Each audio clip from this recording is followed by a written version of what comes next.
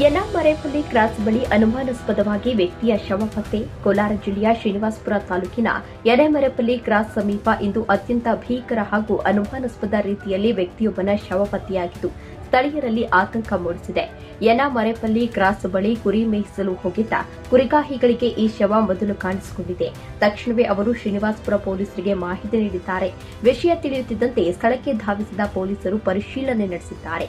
ಮೃತ ವ್ಯಕ್ತಿಯ ಮುಖದ ಮೇಲಿನ ಚರ್ಮ ಸಂಪೂರ್ಣವಾಗಿ ಇಲ್ಲದ ಕಾರಣ ಶವವನ್ನು ಗುರುತಿಸುವುದು ಪೊಲೀಸರಿಗೆ ತಲೆನೋವಾಗಿ ಪರಿಣಮಿಸಿದೆ. ಮೃತ ವ್ಯಕ್ತಿಗೆ ಅಂದಾಜು 35ರಿಂದ 40 ವರ್ಷ ವಯಸ್ಸಾಗಿರಬಹುದು ಎಂದು ಅಂದಾಜಿಸಲಾಗಿದೆ. ಮುಖದ ಚರ್ಮ ಇಲ್ಲದಿರುವುದು ಹಲವು ಅನುಮಾನಗಳಿಗೆ ಎಡೆಮಾಡಿಕೊಟ್ಟಿದೆ.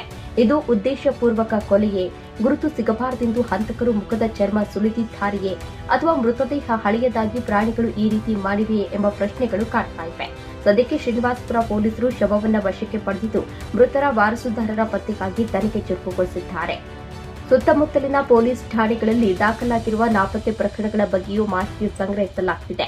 ಇದು ಕೊಲೆಯೋ ಅಥವಾ ಆತ್ಮಹತ್ಯೆಯೋ ಎಂಬುದು ಮರಣೋತ್ತರ ಪರೀಕ್ಷೆಯ ವರದಿಯ ನಂತರ ತಿಳಿದುಬೇಕಿದೆ.